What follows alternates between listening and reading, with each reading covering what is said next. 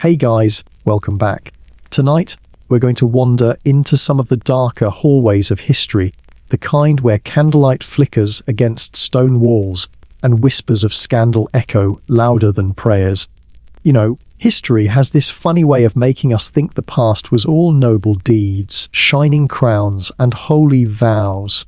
But if you pull back the curtain just a little, if you lean in closer, you'll see something else. You'll see men, flawed, greedy, angry, sometimes downright vicious, sitting in the highest seat of the Catholic Church. The papacy, the throne of St. Peter, the very chair that was supposed to carry the voice of heaven, has not always been filled by saints. Some of the men who wore the papal crown were anything but holy. And tonight, we're going to meet them. Now, before we dive deep, go ahead and settle in. Turn the lights low, maybe get a blanket, or just let the sound of my voice guide you into that calm headspace. Some of these stories will sound wild, like they've been pulled straight out of a movie script. But I promise you, they're rooted in history. Rome wasn't only marble temples and sacred hymns. At times, it was a battlefield of politics, lust, and raw human ambition. And the popes we'll talk about tonight, well, they left stains on history that no amount of incense or holy water could ever wash away. So let's set the stage. Imagine Rome, not the tourist-packed city you know today with gelato shops on every corner, but the Rome of the Middle Ages. Narrow streets, mud in the alleys, the smell of smoke from hearths, and the clamour of merchants hawking their goods. Above it all, towering over the city, the Lateran Palace or the Vatican itself, where the Pope lived. It should have been a sanctuary. It should have been a place of prayer. Instead, at times, it turned into a place of secrets, violence, and even orgies. Yes, you heard that right. Orgies inside the Vatican walls. And this isn't fiction. Chroniclers wrote it down. The throne of St. Peter was supposed to be a beacon of stability. The Pope wasn't just a priest. He was the shepherd of millions, the moral compass of the Western world. Kings and emperors bowed to his blessing. A word from the Pope could launch a crusade, crown a monarch, or shatter alliances. The weight of that authority was enormous, and in the right hands, it inspired awe. But in the wrong hands, it became a weapon of greed, of power, of domination. Let's pause for a second here. Think about power. What happens when you hand the keys to the kingdom, not to someone humble or wise, but to someone unprepared, arrogant, or even corrupt? It's like letting a reckless teenager drive a race car at full speed through a crowded market. Chaos is guaranteed. And that's exactly what happened more than once in the long history of the papacy. You might wonder, how could this even happen? How did men like this get elected? Well, the truth is, in the Middle Ages, the papacy wasn't always about holiness. It was about politics. Powerful Roman families treated the papal office like a family heirloom, passing it around to keep influence and wealth close. Kings and emperors leaned on popes to legitimize their rule. Noblemen used bribery, threats, even assassinations to get their candidate onto the throne. The papacy was both a spiritual crown and a political prize, and everyone wanted a piece of it. And that's why we have these shocking stories. Because when the most powerful seat in Christendom became just another pawn in the great chess game of politics, it opened the door for corruption on a scale you wouldn't believe. Some popes were violent. Others were gluttonous. Some were obsessed with money. And a few, well, their sins were so grotesque they sound like dark comedy sketches if they weren't so tragically real. As we move through tonight's tale, you'll meet a teenager who turned the papal palace into a brothel, a man who sold the papacy like a used horse, and another who literally dug up his dead predecessor and put the corpse on trial. Yes, on trial. Dead body, papal robes, in court. It sounds ridiculous, doesn't it? But it happened. And behind the laughter, there's something deeply disturbing. These weren't just private scandals. They shook the faith of ordinary people who looked up at the papacy as a symbol of God's authority. Think of the peasants, the merchants, the mothers raising their children, all of them paying tithes. bowing their heads in prayer, believing the Pope to be the voice of heaven on earth. And then rumors would ripple through the streets. The Pope was drunk. The Pope was violent.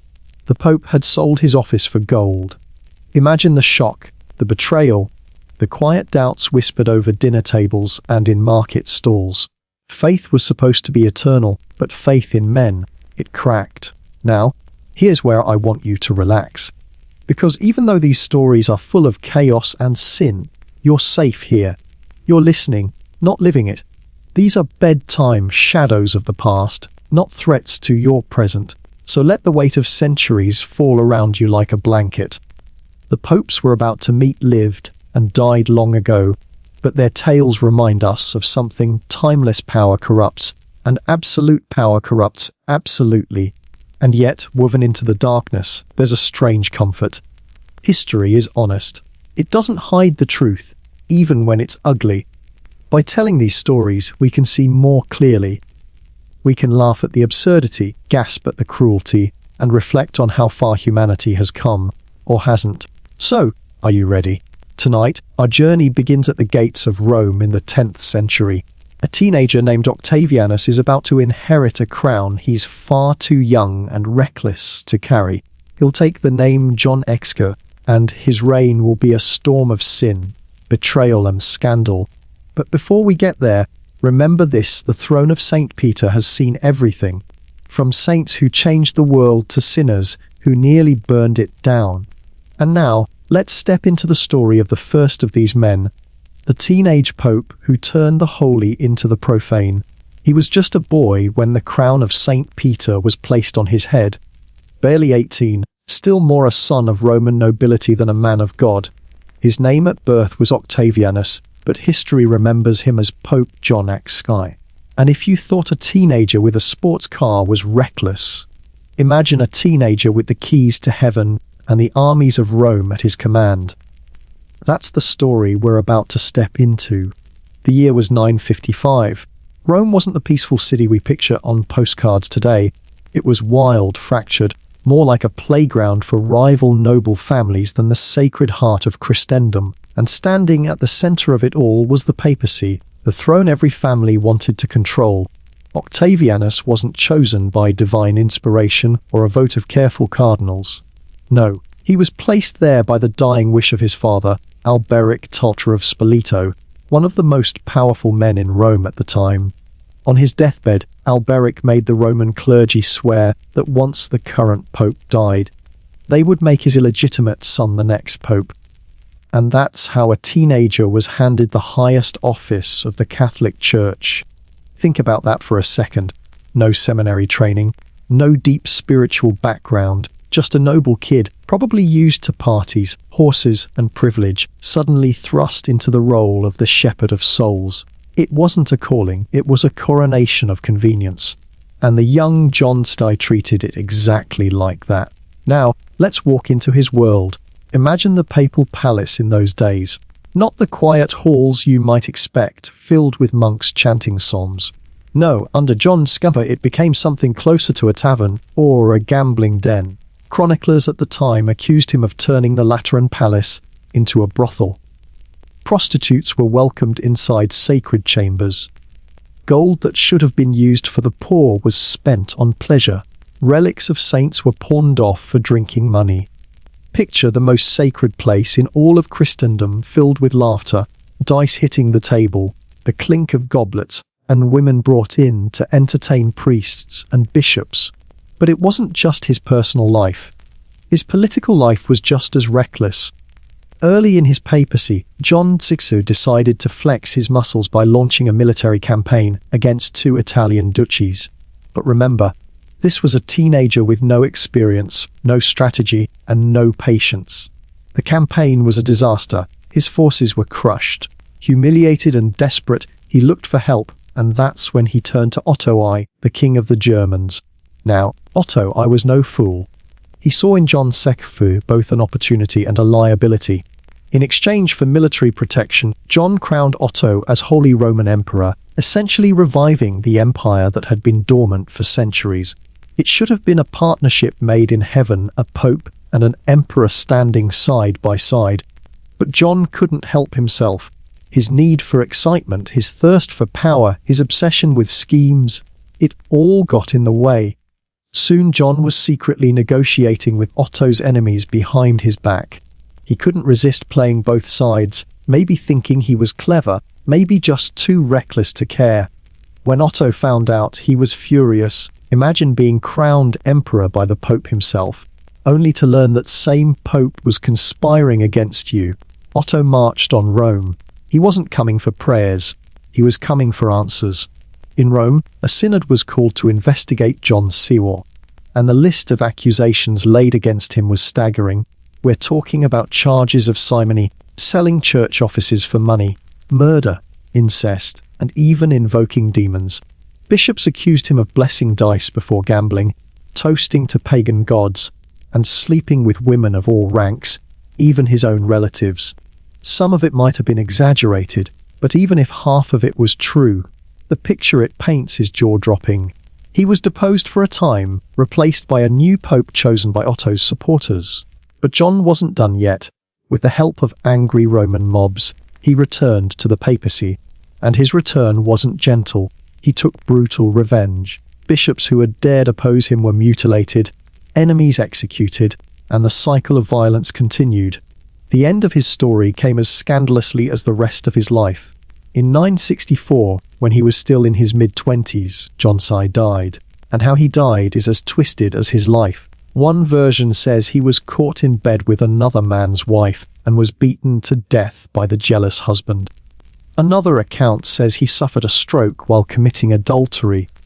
Either way, he didn't die in prayer or surrounded by his flock. He died in the arms of scandal, leaving behind a legacy of disgrace. Now, here's something to pause on. Was John really as bad as the chroniclers described, or were some of the stories exaggerated by his enemies? Historians debate this. After all, Otto I had plenty of reason to smear John's reputation after their falling out. But here's the thing. Even if you cut away the exaggerations, you're still left with a pope who lived more like a warlord than a spiritual leader. The evidence shows a young man completely unprepared for the weight of his office, reckless in both politics and morality. For the ordinary people of Rome, this must have been confusing, even heartbreaking. Imagine hearing your pope had been caught gambling, or worse, that he had blessed dice before rolling them. Imagine hearing whispers that your pope was sleeping with women across the city. For believers who thought of the pope as the closest thing to God on earth, this wasn't just gossip. It was betrayal. And yet, somehow, John Xi's story fits perfectly into the larger tale of the papacy in the Middle Ages. It wasn't just about one man's sins. It was about an institution under siege by politics, family rivalries, and the greed of powerful men. John Xi wasn't an outlier. He was a symptom of a much bigger disease. Think of it this way: when a teenager with no training is handed the highest seat in Christendom, disaster is almost inevitable. And John Xi gave the world exactly that. A short, scandal-soaked reign that ended as recklessly as it began. His name has echoed through the centuries not as a leader, but as a warning. As we leave his story behind, we step into another. If John Xi was the most depraved teenager to ever wear the papal crown, then the next pope we'll meet was perhaps the most bizarre. He didn't just rule once, he ruled 3 separate times. And at one point, he literally sold the papacy for gold. His name was Benedict IX, and his story makes John Xi look almost tame. If Pope John at Savoy was the reckless teenager who treated the papacy like a playground, then Pope Benedict IX was the man who turned it into a marketplace. His story is one of the strangest in the history of the Church. Not only did he become Pope once, not only twice, but 3 separate times. And if that's not unusual enough, he's remembered for something even more outrageous. He literally sold the papacy. Yes, the seat of St. Peter, the spiritual throne of Christendom, was handed over in exchange for gold. Let's step back to the year 1032. Europe was still a patchwork of kingdoms, fiefdoms, and church lands. Rome itself was under the heavy influence of powerful aristocratic families. Among them was the Tusculum family, And it was from this family that young Theophylactus, later known as Benedict IX, emerged. He was likely no older than 20 when his family maneuvered him into the papacy. 20 years old. At that age, most people are just figuring out life, maybe training as a knight, or in our modern world, still in college. But for Benedict IX, it was the papal throne. He didn't earn it through holiness. He didn't rise through the ranks with wisdom or a reputation for kindness. He was placed there like a chess piece, a tool for the ambitions of his family. The papacy, once again, was treated less like a sacred trust and more like a political prize, and that set the stage for chaos. From the beginning, chroniclers described his reign as disgraceful. Accusations poured in rape, adultery, and even whispers of dabbling in black magic. He was said to host wild orgies on Vatican grounds, scandalizing not only the clergy but the Roman people themselves. Now, it's worth noting that medieval writers sometimes exaggerated sins to make a point, especially when they hated someone. But the fact that so many separate voices condemned Benedict IX tells us that, at the very least, he lived a life far removed from the humility expected of a pope. Rome, already used to corruption, reached its limit. Eventually the people rose up in rebellion, driving Benedict IX out of the city. But here's where his story takes a bizarre turn. Unlike most popes who lost power once and were done, Benedict X came back. He was restored to the papacy, only to lose it again, and then he came back again. 3 times he wore the papal crown. 3 times he claimed the title. It was like a revolving door at the Vatican, and Benedict was always stepping in and out, depending on who had the upper hand in the endless Roman power struggles. But the most shocking moment of all came when Benedict IX decided he'd had enough. Whether out of boredom, greed, or both, he offered to sell the papacy. Let that sink in.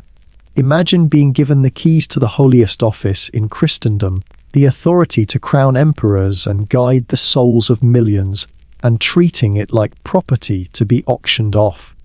That's exactly what he did. He approached his godfather, John Gratian, an archpriest known for his relative decency, and offered him the papal seat in exchange for a sum of gold. Gratian accepted.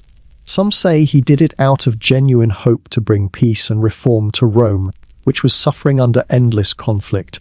Others say he was simply trapped by circumstance. Either way, he took the papacy, becoming Pope Gregory VI, and with that transaction, the papacy was bought and sold like a commodity. Of course, Benedict IX wasn't finished. He regretted the deal and tried to reclaim the papacy, not once, but twice. This led to an almost comical situation where 3 men, Benedict IX, Gregory VI, and another claimant, Sylvester II, all claimed to be pope at the same time. Imagine the confusion. Imagine being a villager in France or Germany, trying to figure out which pope to follow, which one truly spoke for God. It was a legitimacy crisis that cut to the very heart of the Church's authority. The chaos became so severe that outside intervention was needed. Enter Henry III, the Holy Roman Emperor. He called the Council of Sutri in 1046 to settle the matter once and for all. At this council, all 3 claimants were deposed, wiped clean. It was a hard reset for the papacy, one that revealed just how broken the system of succession had become. And here's the twist. As terrible as Benedict IX's behavior was, his corruption ironically forced the Church to take a serious look at reform. His scandal highlighted the need for a clear, stable system to choose popes. Not long after, the Gregorian reforms were introduced, setting new rules and limiting the role of secular rulers in papal elections. From then on, the College of Cardinals would have the main authority in choosing the Pope, creating a system that still shapes the Church today. In a strange way, Benedict IX's disgrace helped lay the groundwork for cleaner elections. But let's not let him off the hook. For ordinary believers at the time, this was devastating. Imagine being a farmer in medieval Europe, scraping together your coins to pay tithers, trusting that the Pope was a holy man guiding you closer to heaven, only to hear that the papacy had been sold for gold. Imagine the shame, the doubt, the laughter of critics who pointed at Rome and said, "See, even their holiest man is just another greedy noble. It chipped away at the credibility of the church in ways that couldn't be easily mended. So what do we make of Benedict IX today? Was he just a spoiled young man thrown into power he couldn't handle? Was he a symptom of a system that treated the papacy like property for noble families to control? Or was he simply one of the most corrupt men ever to wear the crown of St. Peter? The answer might be all three. His life was a strange blend of arrogance, recklessness, and bizarre persistence. He didn't just fail once, he failed 3 times. And he didn't just tarnish the papacy, he exposed its deepest weaknesses. Even Dante, writing later in his Divine Comedy, reserved some of his harshest condemnations for corrupt church leaders. Men like Benedict IX were the reason he envisioned popes burning in the lowest pits of hell, their feet sticking out of holes in the rock, flames licking at their souls.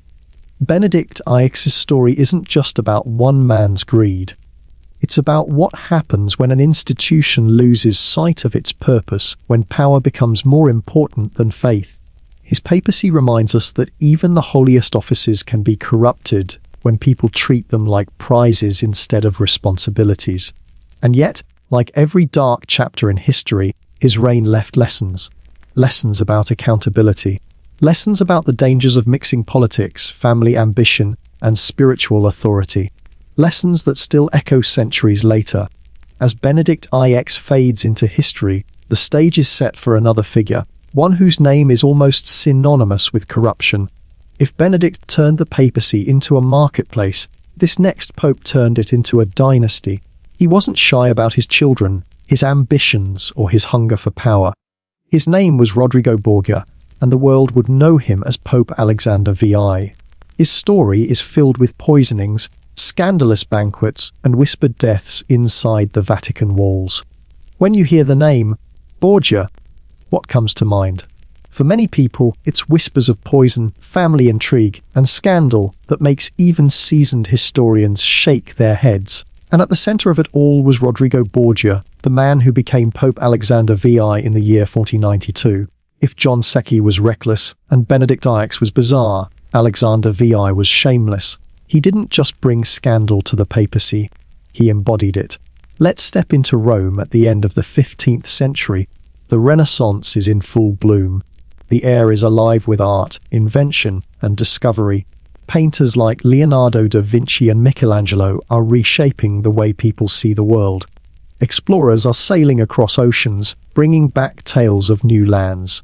And while all this beauty and progress fills the air, the Vatican, the very heart of the Catholic Church, is about to become the stage for some of the most notorious corruption in its history. Rodrigo Borgia wasn't new to church politics when he became pope. He had already been a cardinal for decades, using charm, wealth, and careful alliances to climb the ranks. When the papal throne opened in 1492, he didn't rely on prayers or holy visions. He relied on money, pure and simple. The conclave that elected him was one of the most openly corrupt elections in church history. Bribes flowed like wine. Cardinals received gold, land, and promises of power in exchange for their votes. Rodrigo outbid them all. And when the dust settled, he emerged as Pope Alexander V. From the moment he sat on the throne of St. Peter, it was clear what kind of pope he intended to be. He wasn't there to shepherd souls. He was there to strengthen the Borgia family. And he did so openly, without shame. Unlike many popes who tried to hide their sins, Alexander VI acknowledged his children. Yes, children. He was a pope sworn to celibacy, yet he fathered several sons and daughters, and instead of covering it up, he flaunted them. His most famous children, Cesare and Lucrezia, became household names in Italy, not because of holiness, but because of scandal. Cesare Borgia, once a cardinal, traded his church robes for armor, becoming more like a ruthless warlord than a servant of God. He carved out territory with sword and blood, his ambition burning as bright as his father's. Some say Cesare was the real inspiration for Machiavelli's The Prince, the cold manual of power politics that still echoes today. Then there was Lucrezia. Her life was a tangle of rumors, Accusations of incest, whispers of poisoning rivals, marriages arranged and broken to strengthen the Borgia grip on Italy. Were all the stories true? Maybe not. But the fact that so many people believed them tells you just how deep the shadow of scandal stretched around the Borgia name. But let's come back to Alexander himself. If you imagine a pope as a quiet, humble figure in white robes, Alexander was the opposite. He lived like a prince, surrounded by feasts, music, and wealth. And one event stands out above all others: the infamous banquet of chestnuts. This wasn't some private dinner. It was a spectacle. Inside the Vatican itself, 24 prostitutes were invited to entertain guests. They danced naked while courtiers and even clergymen looked on. Coins were tossed onto the floor, and the women were challenged to crawl and grab them. Not with their hands, but with other parts of their bodies. Alexander sat on his throne, watching. The Pope, watching an orgy unfold under the frescoed ceilings of the papal palace. That's not rumour. That's recorded by chroniclers of the time. And it wasn't just sex scandals. Alexander turned the church into a marketplace. Cardinal positions, the second highest rank in the church, were sold to the highest bidder. Imagine buying a seat in the Senate, only worse. It was buying a direct line to God's supposed representative. Men with enough gold could buy holy office, no matter their character. Faith became currency. The Vatican became a stock exchange of souls.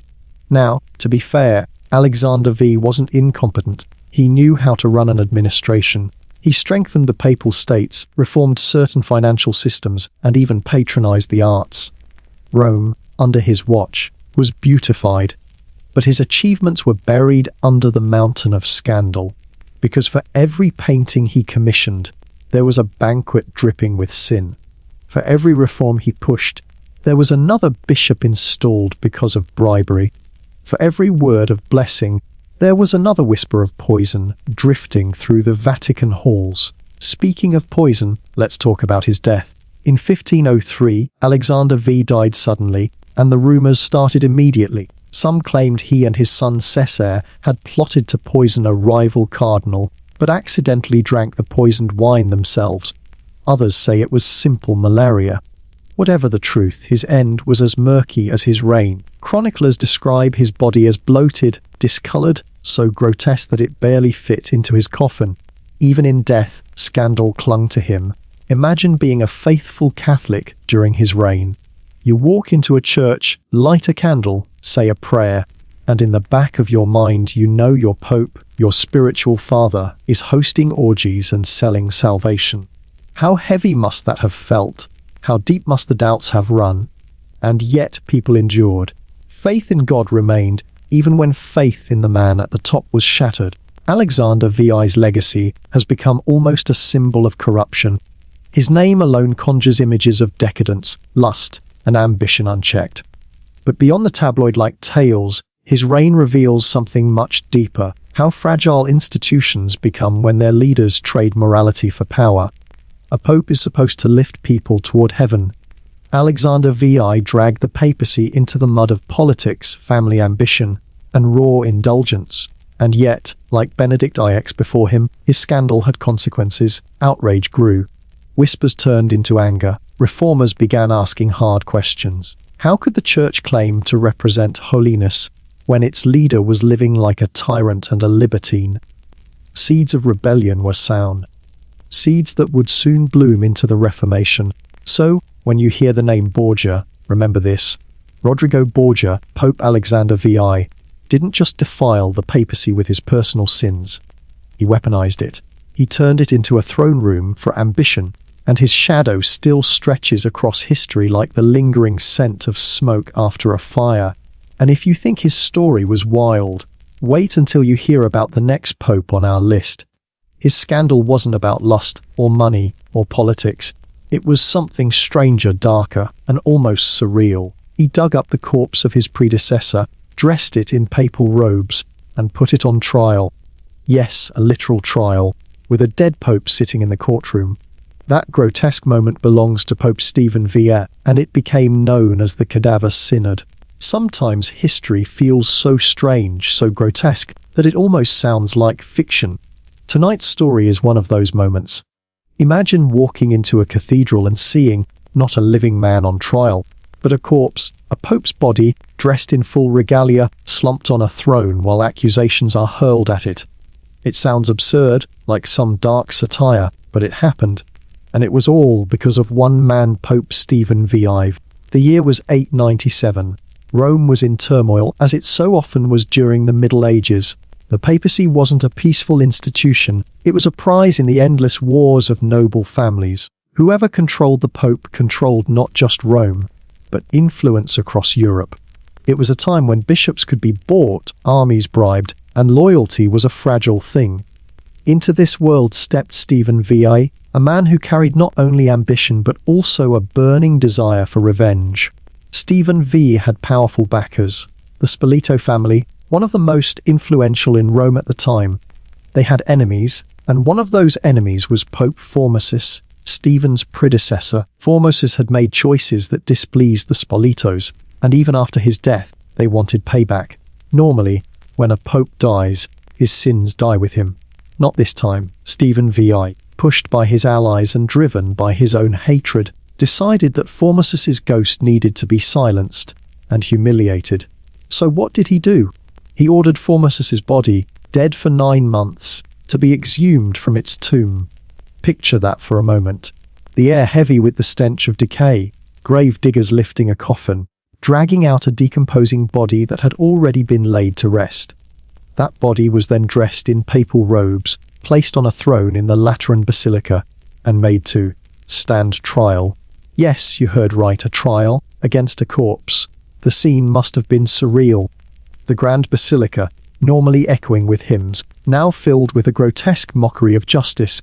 The dead pope slumped on a throne, his skin shrunken, bones stiff, eyes long gone. A deacon was assigned to act as his lawyer, forced to speak on behalf of the corpse whenever Stephen hurled accusations. And Stephen hurled plenty. The charges were long perjury, breaking canon law, unlawfully becoming pope, and worst of all, daring to oppose powerful families during his life. The accusations weren't about truth, they were about power. Stephen's real goal was to erase Formosus's legacy, to invalidate his decisions, to destroy everything he had stood for. The verdict, of course, was predetermined. The corpse was found guilty, and the punishment was as grotesque as the trial itself. First, the papal vestments were ripped from the body. The 3 fingers of the right hand, the fingers used for blessings, were cut off. Then the body, stripped of dignity, was dragged through the streets and finally tossed into the Tiber River like a piece of trash. Now, pause for a moment and imagine being an ordinary Roman watching this. Imagine standing in the basilica, clutching a rosary, staring at your pope screaming at a corpse, while attendants prop the body upright every time it slumped to the side. Imagine seeing holy robes torn from a skeleton, the supposed hand of blessing mutilated, the body of a once revered leader dumped into a river. It must have felt like the end of the world. Faith wasn't just shaken, it was shredded. The public reaction was swift. People were horrified, even enraged. Riots broke out across Rome. To the citizens, this wasn't just a political stunt. It was blasphemy, sacrilege of the highest order. Stephen VI thought he had erased Formosus's memory, but instead he destroyed his own reputation. Within months, mobs rose up, stormed the papal palace, and imprisoned Stephen. Soon after, he was strangled to death in his cell. His reign ended as violently as it had begun. But the story didn't stop there. Later popes tried to undo the damage. Formosus's body was fished out of the Tiber and reburied with honor. The rulings of the Cadaver Synod were declared null and void. It was as if the church itself was trying to wipe away the shame, to pretend the horror had never happened. But history doesn't forget. The image of that corpse on trial lingers, one of the most surreal and macabre episodes in papal history. So what does this tell us? It tells us that the papacy, far from being immune to politics, was sometimes consumed by it. It shows us how hatred, when left unchecked, can twist even sacred institutions into theatres of absurdity. Stephen VI's trial wasn't about justice. It was about vengeance, about rewriting history, about using the church as a weapon against rivals. And yet, within the horror, there's a strange lesson. Even the most sacred offices are vulnerable when corrupted by pride and hatred. The Cadaver Synod is remembered not for what it said about Formosus, but for what it revealed about Stephen VI. His rage, his cruelty, his willingness to desecrate the dead for power. Those are the things that echo. For the faithful at the time, it must have been terrifying. Imagine kneeling in prayer, wondering if the Pope was truly God's representative, when you had just watched him scream at a corpse. Imagine the whispers in marketplaces, the shaken heads, the quiet doubts that spread like cracks in a wall. Trust once broken is hard to rebuild, and in 1897, trust in the papacy was shattered. The Cadaver Synod remains a dark stain on history, a grotesque theatre where politics dressed itself in the robes of religion. And it stands as a warning. Even today, when power becomes more important than principle, even the holiest institutions can become absurd. As Stephen VI's story fades into the shadows, we move to another pope whose scandal wasn't about corpses, but about cruelty. He wasn't remembered for indulgence or orgies, but for paranoia and violence so intense that it set off one of the greatest crises in church history. His name was Urban VI, and his reign was the spark that ignited the Western Schism. When we think about corrupt or scandalous popes, we often picture indulgence, banquets, orgies, gold piled high in the papal palace. But Pope Urban VI, his scandal was something different. It wasn't lust or greed that defined him. It was rage, a kind of fiery, paranoid anger that turned the Vatican into a place of fear. Urban V wasn't indulgent, he was tyrannical. He wasn't charming, he was brutal. And his reign lit the fuse on one of the worst crises the Catholic Church ever faced, the Western Schism. The year was 1378. Europe was already exhausted. The papacy had just returned from what historians call the Avignon Papacy, a period when the popes had abandoned Rome and set up shop in Avignon, France. For nearly 70 years, many in Rome felt betrayed. How could the Pope, the Bishop of Rome, abandon the Eternal City? So when Pope Gregory XI died in 1378, the cardinals gathered in Rome to elect a successor. The people of Rome were restless. Crowds filled the streets, chanting and demanding that the new pope be Italian, not another Frenchman who might drag the papacy back to Avignon. The pressure was intense. Some sources even describe mobs threatening the cardinals, surrounding the conclave, ready to riot if their demands weren't met. It was in this feverish atmosphere that Bartolomeo Prignano, the Archbishop of Bari, was elected. He wasn't a cardinal, but he was Italian, and the cardinals may have thought he'd be a safe compromise. When the white smoke rose, he took the name Urban VI. At first, his election was celebrated. He seemed devout, serious, and committed to reforming the church. But it didn't take long for cracks to show. Urban VI had a temper, a violent temper.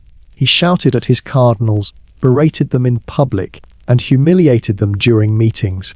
Imagine sitting in a grand hall with frescoes on the walls, waiting for spiritual guidance, and instead being screamed at by the Pope until your ears rang. That was daily life for the cardinals under Urban VI. His paranoia grew quickly. He began suspecting everyone around him of betrayal. He distrusted his advisors, rejected counsel, and surrounded himself with yes men. Stories spread of him beating servants for small mistakes, flying into rages at the slightest hint of opposition. The cardinals, who had elected him under pressure, began to regret their choice almost immediately. Things came to a head when a group of cardinals conspired to replace him. They argued that his election had been invalid, carried out under the threat of mob violence. In their eyes, they hadn't freely chosen him at all. They gathered in Fondi, declared Urban's election null, and elected a rival Pope Clement X, who set up court back in Avignon. And just like that, the Catholic world was split. Some kingdoms recognized Urban VI in Rome, others recognized Clement VI in Avignon. Two popes both claiming to be the true successor of St. Peter. Two papal courts issuing competing decrees. Two centers of power dividing the faithful. This was the beginning of the Western Schism, a rift that would last nearly 40 years. But Urban VI wasn't about to back down. If anything, the challenge only hardened him. He excommunicated Clement and his supporters, declaring them schismatics and enemies of the Church. His paranoia deepened, and his cruelty became infamous. When several cardinals who had once supported him tried to escape his rule, Urban had them imprisoned. What followed was horrifying. Reports describe them being tortured in dungeons beneath the Vatican. Some were beaten until their bones cracked. Others were starved until death came slowly and painfully. 5 cardinals in total were executed under his orders, an almost unthinkable act. These weren't random criminals. They were princes of the Church, spiritual leaders, men who had once stood beside him in prayer. Now their screams echoed through the stone halls of Rome. Even outside the Vatican, Urban's harshness alienated allies. He quarreled with kings and princes, insulted powerful nobles, and demanded loyalty without giving respect. His instability made it nearly impossible for him to build the coalitions the papacy desperately needed during the schism. As the years passed, Europe sank deeper into division. Entire nations were split. In France, Spain, and Scotland, people swore allegiance to Clement in Avignon. In England, Germany, and much of Italy, people followed Urban in Rome. Imagine being a villager in that time. You go to Mass, you pray, and your priest tells you the man in Avignon is the true pope. But across the border, another priest says it's the man in Rome. Which one is right? Which one speaks for God? The confusion was devastating. Faith itself felt fractured. Urban VI reigned through this chaos, increasingly isolated, increasingly feared. Some described him as mentally unstable, his rages more like madness than authority. By the end of his life, even his allies saw him as a liability. When he died in 1389, there was no mourning in the streets, no deep sorrow in the Vatican. He died bitter, angry, and alone, remembered not as a holy shepherd, but as a tyrant cloaked in white. The Western Schism didn't end with him. It dragged on for decades, with rival popes and even antipopes dividing the Christian world. Councils were called, reforms debated, but the scars of that division ran deep, and the spark that lit the whole fire, it was Urban VI. His rage, his paranoia, and his refusal to govern with wisdom or humility. So when we look back at Urban VI, what do we see? Not indulgence, not lust, not greed, but something equally destructive: cruelty. He showed us that a pope doesn't have to live in luxury to bring ruin. Sometimes anger alone is enough to tear down an institution. His legacy isn't feasts or banquets. It screams in dungeons, rival popes on competing thrones, and a church fractured almost beyond repair. For ordinary people at the time, it must have been exhausting. Imagine living in a small village, struggling to survive, and hearing that not even the church could agree on who the true pope was. Imagine paying taxes to fund crusades or papal armies, not knowing which side was just. Imagine your prayers clouded with doubt because the men at the top were too busy fighting each other to care for your soul. That was the world Urban VI helped create. The Western Schism eventually ended, but it left behind lessons that the church would never forget. It showed that unchecked anger can be just as destructive as greed or lust. It showed that leadership without humility leads only to division. And it showed that even the holiest office on earth could be plunged into chaos when the wrong man sits on the throne. As we close Urban VI's chapter, we move forward to another pope, very different in style but just as devastating in impact. This man wasn't cruel in the same way. He was indulgent.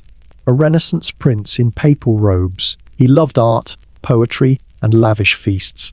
But his greed and pride would spark something far greater than a schism. His decisions would set the stage for the Protestant Reformation itself. His name was Leo X, and his story is one of extravagance, indulgence, and the selling of salvation. The papacy has worn many faces in history: the reckless teenager, the tyrant, the schemer, the shameless libertine. But Pope Leo X was something different again. He wasn't wild like John X. Fairley. He wasn't paranoid like Urban VI. He was instead a Renaissance prince, lavish, cultured, indulgent. and utterly convinced that the wealth of the church was his to spend. His reign wasn't painted with blood and corpses. No, it was painted with gold, glitter, and art. But beneath the beauty, Leo X's choices lit the fuse for one of the most explosive events in Christian history, the Protestant Reformation. Let's begin with his name. Before he was Pope Leo X, he was Giovanni de' Medici, born into one of the most powerful families in Florence. The Medici weren't just wealthy bankers, they were kingmakers, patrons of art, movers of politics. Florence itself, with its dazzling palaces and its love for culture, pulsed with Medici influence. Giovanni grew up in a world where money bought power, where art and luxury defined greatness, and where ambition was the family trade. From childhood, his destiny was mapped out. He was tonsured as a boy and made a cardinal in his early teens. Imagine that, a teenager already carrying the red hat of a cardinal, while other boys were still learning trades or serving as apprentices. By the time he reached adulthood, he had been groomed for power, and when the papal throne opened in 1513, Giovanni was elected pope at just 37 years old. He chose the name Leo X, and with him, the Renaissance came roaring into the Vatican. From the start, Leo X lived like a Medici more than a pope. He loved banquets, theatre, hunting, and music. The Vatican under his rule wasn't just a place of prayer. It was a palace of splendor. Dinners stretched late into the night, tables groaning under the weight of delicacies, while musicians played and poets recited verses. Courtiers and artists flocked to Rome, hoping to catch the eye of this lavish patron. Leo X adored the arts, commissioning works that beautified Rome and left behind a cultural legacy still admired today. But beauty has its cost. Leo X spent money at a pace that alarmed even his closest advisors. The papal treasury, already strained, began to bleed. Gold flowed out of Rome like water through a sieve. He built projects, staged festivals, showered friends with wealth, and lived as if the resources of heaven itself were at his disposal. A famous phrase attributed to him sums up his attitude. God has given us the papacy. Let us enjoy it. Enjoy it he did. But when the treasury ran dry, he needed more income. And that's where indulgences came in. Now, indulgences weren't new. For centuries, the church had offered them remissions of punishment for sins, granted in exchange for prayers, good works, or donations. But under Leo X, indulgences were transformed into a financial engine to fund his projects, particularly the massive undertaking of rebuilding St. Peter's Basilica. He expanded the sale of indulgences on an unprecedented scale. Priests and agents traveled across Europe, preaching fiery sermons and promising salvation for a price. Coins clinked into coffers, and in return, parchments were handed out assuring the buyer that their sins, or even the sins of their loved ones, could be wiped away. Imagine being a poor farmer in Germany or France. You live a hard life, scraping for food, fearing damnation for your sins. Then a priest arrives, holding up a parchment, declaring that if you give your last coins, you or your dead relatives could be spared years in purgatory. For many it was irresistible, salvation for silver, heaven for gold. But not everyone was fooled. Among those who watched in disgust was a German monk named Martin Luther. He saw indulgence sellers exploiting the faithful, twisting the message of Christ into a cash register. And in 1517, he nailed his famous 95 Theses to the church door in Wittenberg, challenging not just indulgences, but the very corruption of the church under leaders like Leo X. The shockwaves were immediate. Luther's words spread like wildfire, carried by the newly invented printing press. Pamphlets poured across Europe, igniting debate, anger, and hope. Ordinary people, long suspicious of Rome's greed, found in Luther's words a voice for their frustrations. And Leo X, at first, he dismissed Luther as a drunken monk who would quiet down when sober.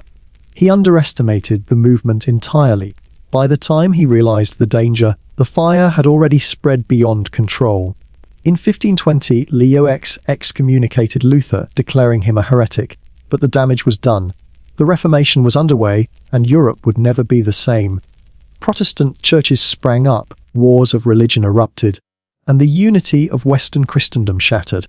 And at the heart of it all, The indulgences of Pope Leo X stood as a symbol of the corruption that had pushed people away. But let's not reduce Leo X to indulgences alone. He was, in many ways, a product of his time. The Renaissance celebrated wealth, beauty, and human achievement, and Leo embodied all of it. He was generous to artists, poets, and scholars. Under his patronage, the arts flourished. Rome itself became more magnificent. Even today, when we admire the grandeur of St. Peter's Basilica or the works of Raphael, we see echoes of Leo's influence. But the irony is sharp. The beauty he commissioned came at a spiritual cost so high it fractured the church forever. For ordinary believers, the contradictions were painful. On one hand, their pope was a patron of unmatched beauty. On the other, he was draining their pockets, selling salvation, and ignoring the spiritual rot eating at the church. Faith became tangled with doubt. Trust became harder to hold. So, who was Leo X? Was he a villain or simply a Renaissance prince who saw the papacy as another jewel in the Medici crown? Historians debate this. Some see him as a man blinded by privilege, unable to grasp the seriousness of the spiritual crisis he helped create. Others see him as the very embodiment of corruption, a pope who turned salvation into a commodity. Either way, his name is forever linked to the spark that changed Christianity. When Leo X died in 1521, he left behind not just debts and beauty, but a fractured church. His indulgences had bankrupted more than the treasury. They had bankrupted trust. And once trust is gone, even centuries of tradition can crumble. As we close Leo's chapter, we turn to another scandalous pope, though from a different era. This next man's sins weren't about gold or indulgences. His scandal lay in his rise to power and in the shadowy politics of Rome. He was said to have murdered his way to the top, and his rule marked the beginning of a dark period known as the pornocracy. His name was Sergius Atheu, and his story is one of blood, betrayal, and desire. By now, we've seen popes who were reckless, popes who were greedy, popes who were cruel. But Pope Sergius III carried the papacy into a darker chapter altogether. One that historians still call, with a shiver, the pornocracy. It was a period when the papacy was less about faith and more about lust, blood, and the power of noblewomen who ruled Rome from behind the curtain. Let's set the scene. The year is 904. Rome is unstable, torn apart by powerful families fighting for control. The papacy had already been dragged through scandal after scandal, and instead of being a beacon of stability, it had become the center of chaos. Out of this storm rose Sergius Atheu, a man with ambition in his veins and blood on his hands. Sergius wasn't new to church politics. He had been a bishop, a cardinal, and even a rival claimant to the papacy years earlier. Back in 898, he had tried to seize the papal throne, but was forced into exile. That defeat might have crushed another man, but Sergius waited. He bided his time, watching the tides of power shift in Rome. And when the moment came, he struck. By 904, with the help of powerful allies, he seized control, and those who stood in his way were silenced. Rumors swirled that Sergius ordered the murder of his predecessor, Pope Leo V, as well as the antipope Christopher. Whether or not he personally held the blade, the whispers were enough to stain his legacy forever. Blood, it seemed, had paved his path to St. Peter's throne. Once in power, Sergius ruled not just with ambition, but with scandal.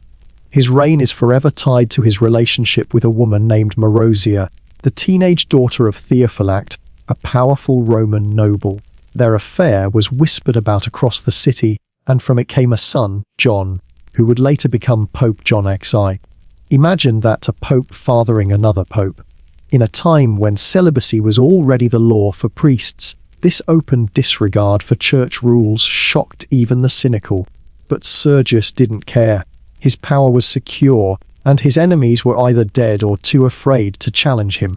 This was the beginning of what historians call the all-rule of the harlots, or the pornocracy. It was less a government than a dynasty of noblewomen, Marozia, her mother Theodora, and later her descendants, who controlled Rome through their relationships with popes. The papacy became tangled in a web of desire, political intrigue, and family ambition. Some say Rome was no longer ruled by bishops and priests, but by the bedchambers of the powerful. Sergius himself revelled in this world. He restored some stability to Rome after years of upheaval, but it came at a cost. The papacy was no longer a spiritual guide, it was a pawn in the hands of noble families. Sergius placed his allies in high office, rewarded friends with church lands, and tightened his grip on power. He also had a grim role in revisiting the past. He supported the infamous Cadaver Synod, the grotesque trial of the dead Pope Formosus. Sergius had been a rival of Formosus in life, and even after death, he couldn't resist striking at his memory. Under his reign, the rulings against Formosus were reaffirmed, ensuring his legacy remained tainted. For ordinary Romans, life under Sergius must have felt like living in the shadow of scandal.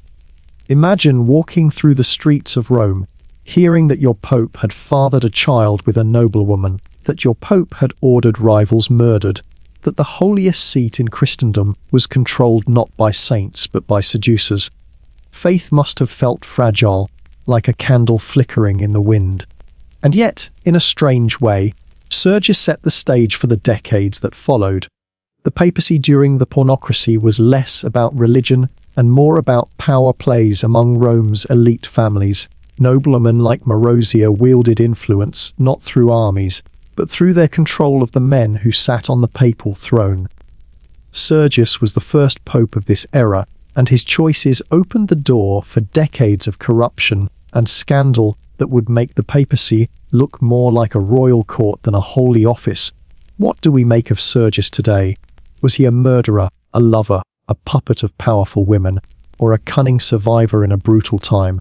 Maybe all of the above. His reign reminds us that the papacy has not always been an island of holiness in a sea of corruption. Sometimes it was the very center of the storm. But here's the twist: even in the darkest times, the institution endured. Popes came and went. Families rose and fell. Rome survived. The church stumbled, but it didn't fall. And maybe that's the strangest part of all, that through centuries of scandal, faith itself kept breathing, carried by ordinary people whose devotion outlasted the sins of their leaders. As Sergius fades into history, the stage is set for yet another pope whose arrogance would reach cosmic heights. This next man didn't just claim authority over kings, he claimed authority over everything, even daring to call himself divine.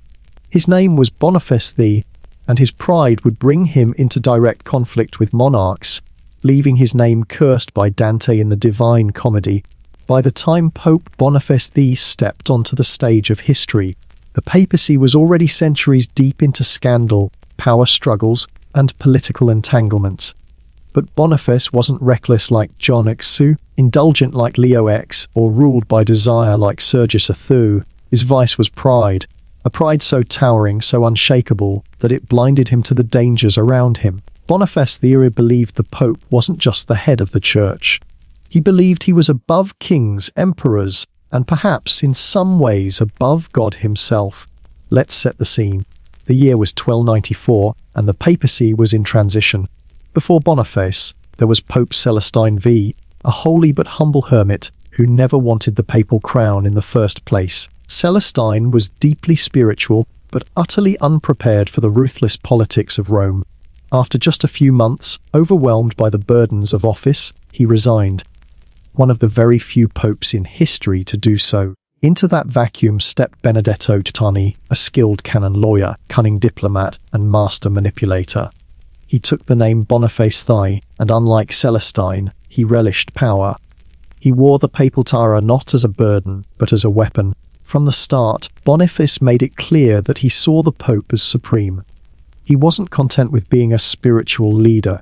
He wanted to dominate kings, dictate laws, and remind the world that the papacy stood above all earthly authority. In 1302, he issued a papal bull called Onam Sanctam, one of the boldest declarations of papal power ever written. In it, he claimed that salvation itself was impossible unless one was subject to the Pope of Rome. He wrote, "It is absolutely necessary for salvation that every human creature be subject to the Roman pontiff." To Boniface, this wasn't just theology, it was politics. It was a declaration that kings and emperors owed him obedience, but not everyone agreed. In France, a storm was brewing. King Philip IV, known as Philip the Fair, was a shrewd and stubborn ruler.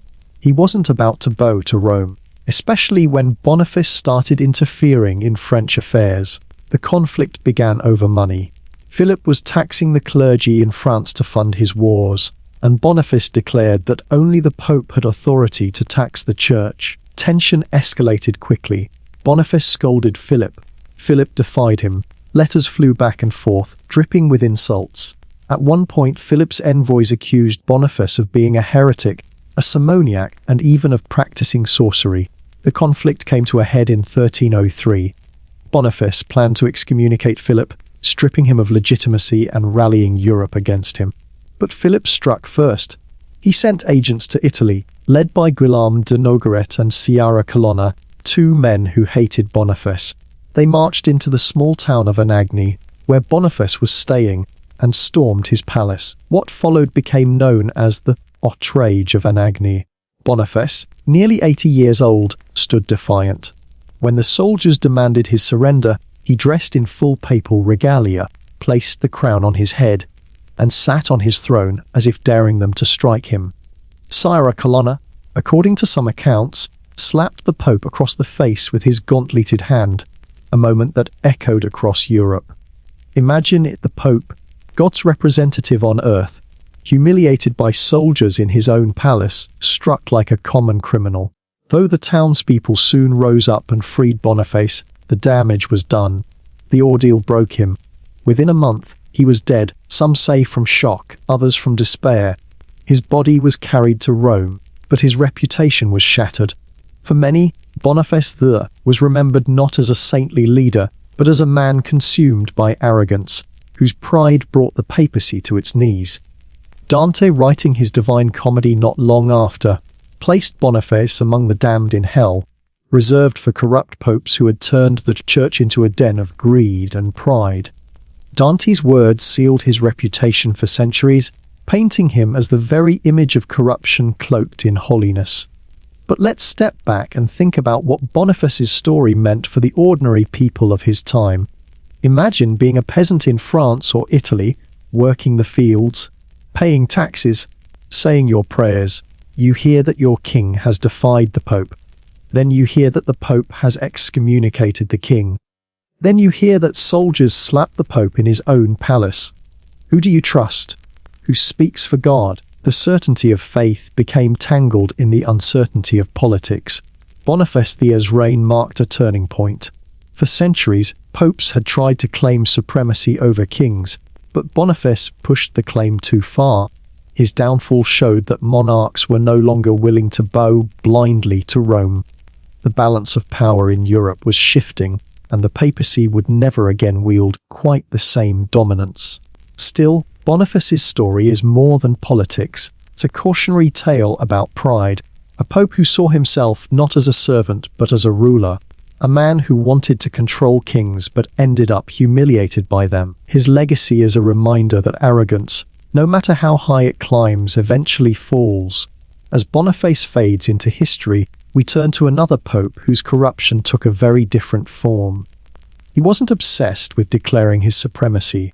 Instead, he wielded the papacy like a weapon of war. He launched crusades not just in the Holy Land, but against Christians themselves, staining Europe with blood in the name of faith.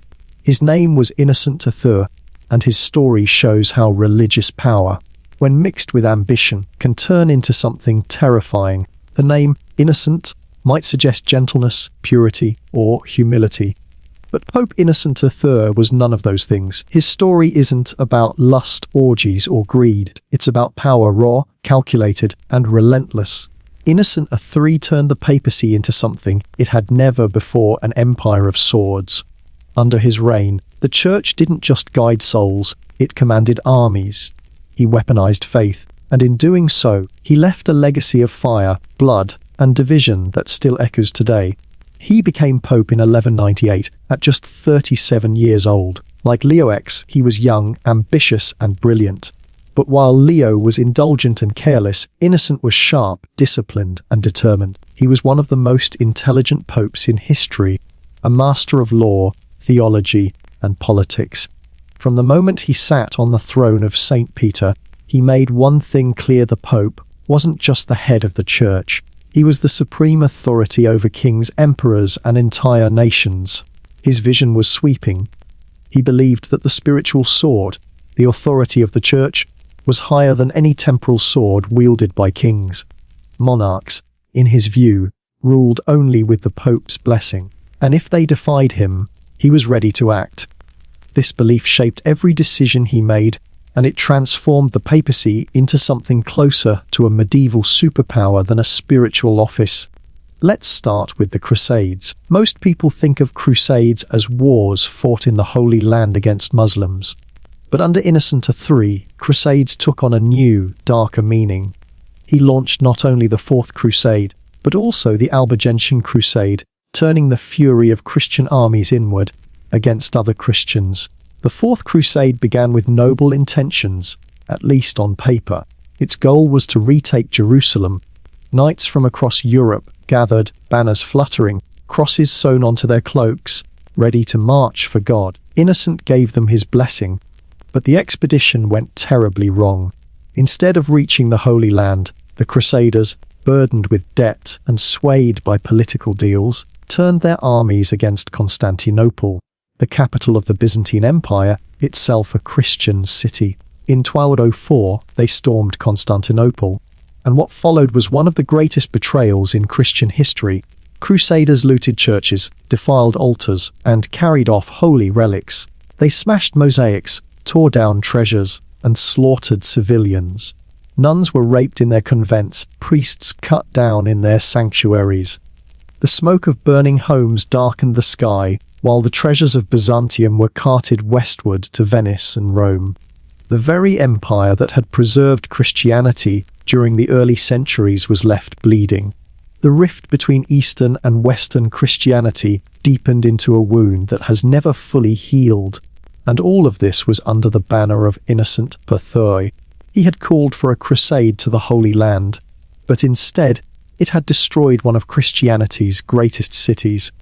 Some say he was horrified when he heard the news, others say he turned a blind eye because it increased his own influence.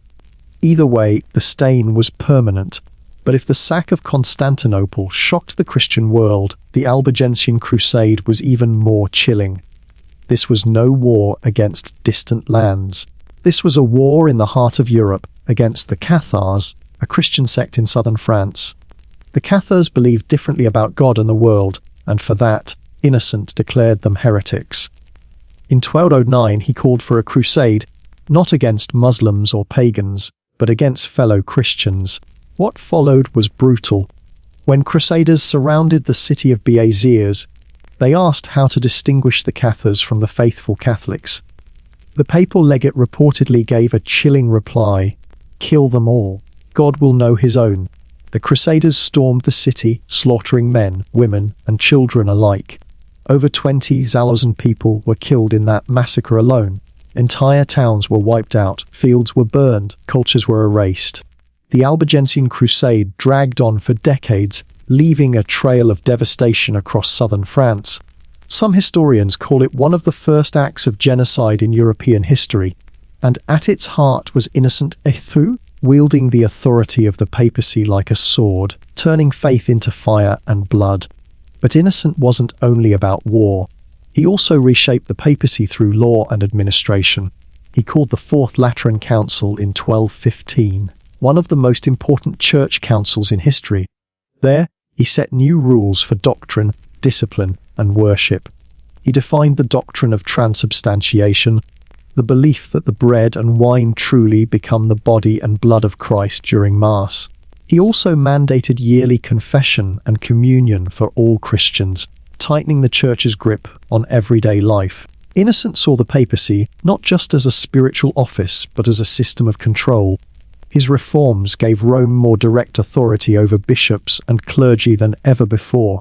He expanded the papal bureaucracy, making the Vatican a machine of governance. For some, this looked like strength and order. For others, it felt like suffocation. Still, Innocent was a paradox. He was brilliant and devout, but also ruthless. He prayed with intensity, but he also ordered massacres. He believed deeply in the Church's mission, but he pursued it with methods that left rivers of blood in their wake. His name, Innocent, stands today as a bitter irony. For ordinary believers, his reign was bewildering. On one hand, the Church felt more powerful and present than ever. Pope was a figure who could make or break kings, who could summon armies, who could command obedience across nations. On the other hand, that same Pope was the reason entire cities burned, why families were slaughtered, why doubt crept into the hearts of those who wondered if violence could ever truly be holy. When Innocent III died in 1216, he left behind a church stronger than ever in terms of structure and authority. But he also left behind scars that stretched from Constantinople to the fields of France, scars that made the word crusade less about devotion and more about destruction. His legacy is one of both greatness and horror, a reminder that power, even when cloaked in religion, can be as dangerous as any sword. And so, Innocent III stands as a different kind of corrupt pope. Not corrupt because he indulged himself with wealth or lust, but corrupt because he indulged the idea that holy power could be wielded without humility.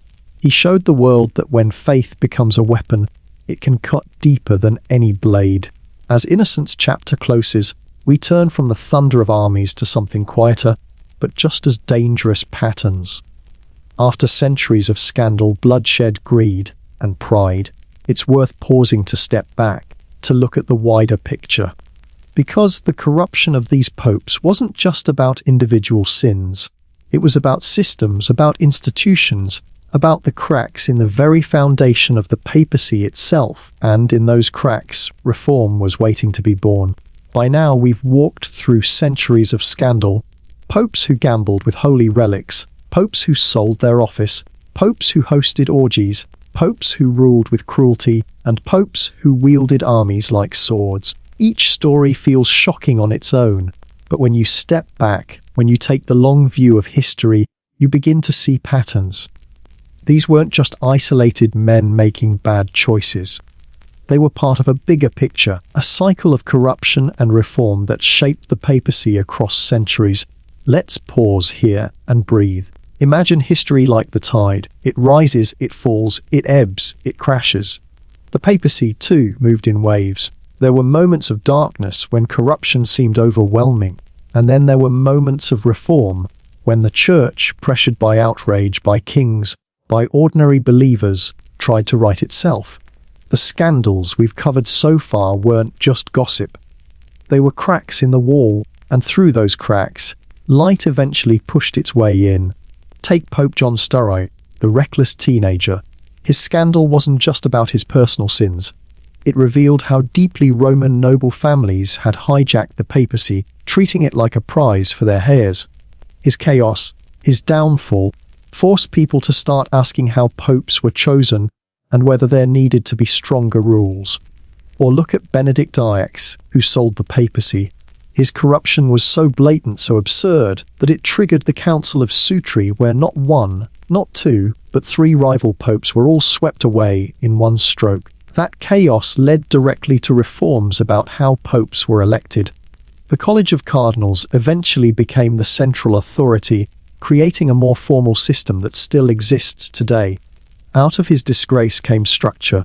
Alexander VIII, the infamous Borgia, showed how family ambition could rot the papacy from the inside.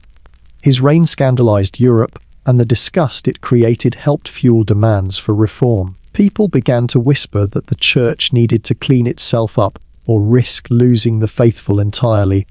Those whispers grew into movements that, in time, fed the fire of the Reformation. Stephen VI, with his grotesque cadaver synod, didn't just humiliate his dead predecessor, he humiliated the papacy itself. The outrage from ordinary Romans showed that even in the darkest times, there were limits. People rose up, dragged Stephen from power, and killed him. The message was clear: the Pope might hold immense authority, but even that authority had boundaries. Urban VI, with his paranoia and cruelty, gave the world the Western Schism, decades of rival popes dividing Europe. That disaster forced the Church to call the Council of Constance in the early 15th century, one of the great church councils of history. There, they resolved the schism, ended the chaos of multiple popes, and tried to reassert unity. Again, out of failure came reform. And then there was Leo X, the Medici prince who sold indulgences like carnival tickets. His greed, his arrogance, lit the fuse for Martin Luther's Reformation.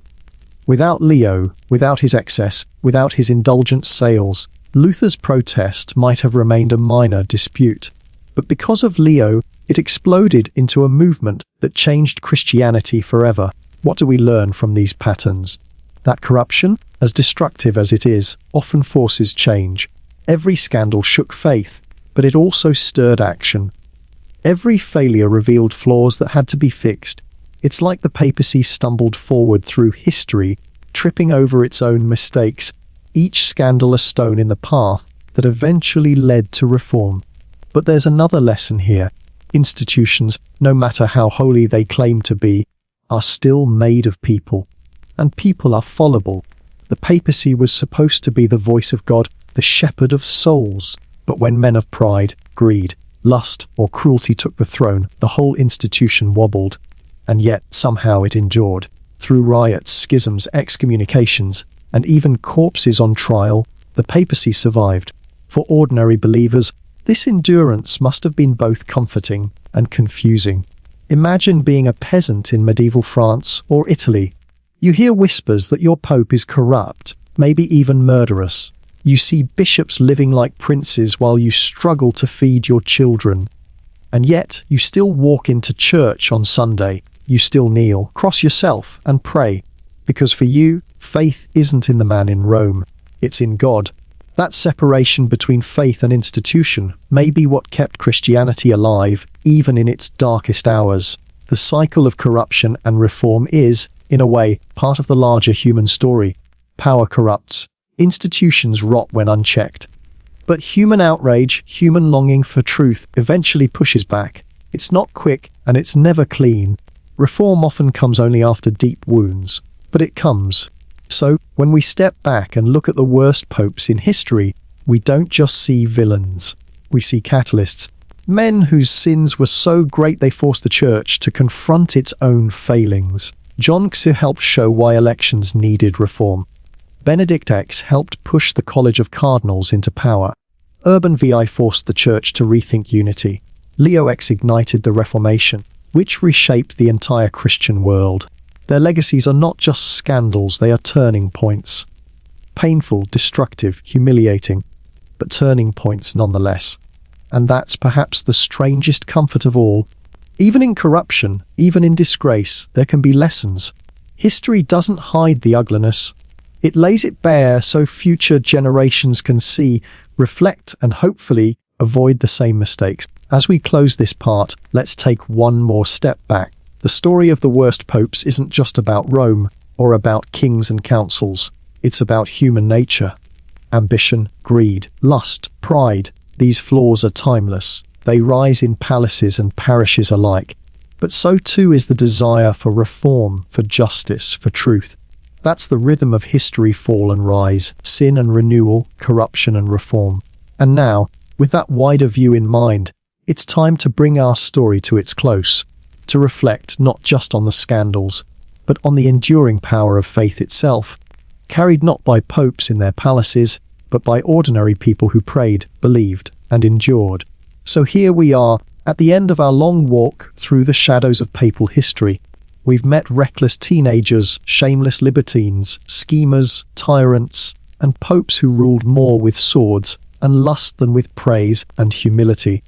We've wandered through banquet halls dripping with gold, dungeons echoing with screams, basilicas turned into theatres for corpses on trial, and battlefields where men fought and died under banners blessed by Rome. It's been a strange journey, hasn't it? Equal parts fascinating, grotesque, and, at times, unbelievable. And yet, all of it was real. These weren't stories invented for plays or novels. They were men who sat on the throne of St. Peter, men trusted to shepherd millions of souls. And instead of lifting people toward heaven, many drag the papacy into the mud of ambition, greed, lust, and pride. But before we end tonight, let's step back one last time and reflect. What do we do with stories like these? Do they make us laugh at the absurdity, like when Pope Stephen VI screamed at a corpse? Do they make us shudder at the cruelty, like when innocent unleashed armies on fellow Christians? Or do they make us sigh, shaking our heads at how easily power corrupts even those cloaked in holy robes? Maybe they do all three. There's something comforting, strangely enough, in knowing that history doesn't lie to us. It doesn't hide the ugliness. It shows us men as they were, flawed, messy, sometimes monstrous. By remembering their failures, we protect ourselves from forgetting just how dangerous unchecked power can be. The past is a mirror, and in it, we see not only their faces, but our own potential for error. And here's another thought. For all the scandals, all the sins, all the grotesque moments, the faith of ordinary people survived. Think about that. Peasants still went to mass. Mothers still baptized their children. Monks still lit candles in monasteries, whispering prayers into the quiet of cloisters. Ordinary believers didn't abandon God just because their leaders stumbled. They separated faith from the flaws of men. And maybe that's the most powerful lesson of all. Institutions can crack, leaders can fail, but faith, real faith, can endure. It also reminds us of the dual nature of power. The papacy wasn't just a spiritual office. It was also a throne in a world where thrones were fought over like spoils of war. Popes weren't chosen just for holiness. They were pawns in games played by kings, nobles, and families who saw Rome as the ultimate prize. The scandals we've seen are what happens when that political side overwhelms the spiritual one. And yet, even in the midst of corruption, beauty and good sometimes bloomed. Leo X bankrupted the treasury, yes, but he also left behind works of art that still inspire. Alexander VI filled the Vatican with scandal, but he also strengthened Rome's defences. Innocent III unleashed war, but he also reshaped doctrine in ways that still define the Church today. It's a strange paradox. Even corrupt leaders can leave behind legacies that outlast their sins. As we close this story, imagine yourself standing in Rome today. The Vatican rises in front of you, its domes and columns glowing in the evening light. Tourists wander the piazza. Pilgrims kneel in prayer. Inside St. Peter's, sunlight filters through stained glass, painting the marble floor in colours that dance like fire. The history we've talked about tonight lingers in those stones. If you listen closely, maybe you can still hear echoes. The laughter of Borgia feasts, the shouts of angry mobs, the solemn chants of monks who tried to keep the faith alive amid the chaos. But above all, what remains is a reminder. Power is dangerous, pride is dangerous, and when people forget humility, when leaders trade holiness for ambition, even the holiest institutions can be corrupted. That's not just a medieval lesson. It's a human one. It applies to every age, every nation, every leader. So, as you drift towards sleep, hold on to this. History is not only about saints and heroes, it's also about sinners and failures. And both have lessons to teach us. The worst popes in history remind us not of the weakness of faith, but of the weakness of men. Faith, in its truest form, survives not because of leaders, but often in spite of them. And with that, our journey comes to a close. Thank you for walking with me through the long, twisting corridors of history.